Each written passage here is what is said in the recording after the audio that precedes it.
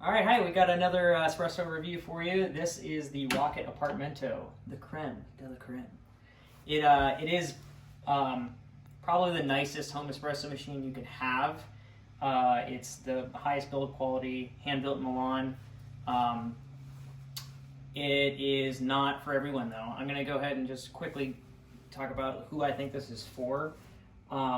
This is definitely for an enthusiast. If you're a hobbyist into espresso, you really have to love making espresso to actually go out and purchase this, because if you don't, you're going to end up hating life, because this is not a keurig. Okay, you're not going to hit a button, you're not going to just have espresso like on tap. It's going to take some time and you have to be into it, but that's who this is built for. And it's, if you like that, this is literally the best that you could get.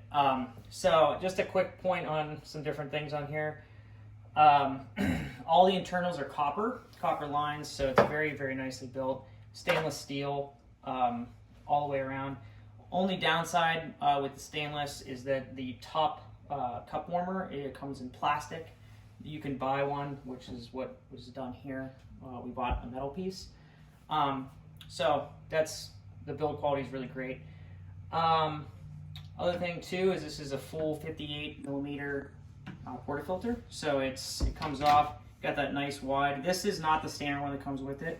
Standard one is, with the actual two spout. This is a bottomless, and I've talked about that, why I like it and why I don't like it, but it's another video. Anyways, it's got about a 15-minute heat up time, pretty good. It gets very hot and it definitely retains a lot of heat. Like I said, it's very well built, so there's a lot of metal in it. The boiler is also made of copper. And the other nice thing about it is it has a 2.2 liter water reservoir, but you can actually hook up a line directly to it. So if you don't want to have to worry about like filling it up every 5 minutes or whatever, if you drink a lot of coffee, it's pretty nice. I'm going to go through a couple downsides.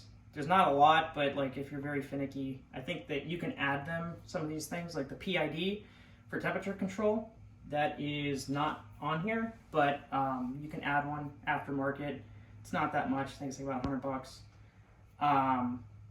The other thing too is the small drip tray. I don't like it's. I don't like it, but there's no indicator either, so it's, you can make a mistake and you can have overflow. So just be aware of that. It's not a huge deal, but it's something to think about. The other thing too is the pressure gauge. So we have the pressure gauge here for the actual boiler itself, but there's no pressure gauge when you're pulling your shot. Again, I think there's an aftermarket piece that you can get. We didn't have it, but there is one. And I think there is a model above the Apartmento that does have it. So if you want to, go a little bit crazy with it, you could do that. To me, the pressure gauge isn't all that necessary though, because this is a very high quality machine. It's going to pull out 9 bars. You don't really have to worry about it, but it is nice to know. So I'm going to make a quick shot and just kind of show you what I think, and we'll go through the whole review here, whole process. So that's one thing too. Obviously, this is a separate machine. You need to have a good grinder. That's going to be kind of key in how good your espresso is going to be.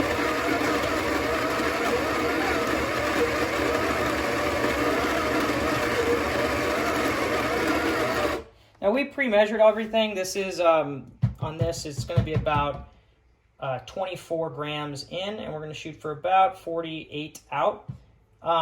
Give or take, I'm not super crazy about being absolutely precise, but getting close to that espresso recipe is always good. It does a nice job there too of using one of a distributor, which I recommend as well. So we're just going to pop this in. There is a pre-infusion, so I'm going to show that here. Probably not a great angle for it, but I'm going to pop that. I'm going to give it about 3 seconds, and you go all the way up.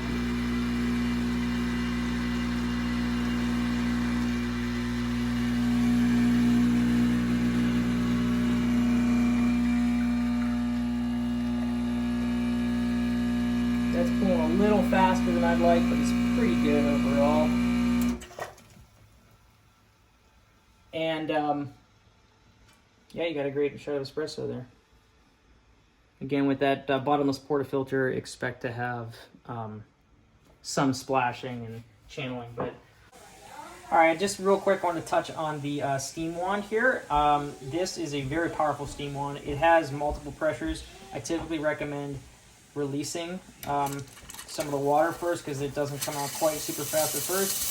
Start slow and then add some heat and then bring it down when you're making the espresso or when you're making your latte. The other thing too over here is there's a water spout, a separate water spout, and it comes out also very quick. It's a turn knob. The more you turn it, the quicker it's going to come out. And this does come out around 200 degrees, 200 to 205. So yeah. Overall, I like the machine a lot. It's beautiful. Aesthetically, it's gorgeous. You can't go wrong with this. It's super well built. But again, if you're someone that just wants to wake up and have an espresso or have a coffee and not really think about it, probably not a great machine for you. But if you're someone who's a hobbyist, really like coffee, again, this is great. Thanks again.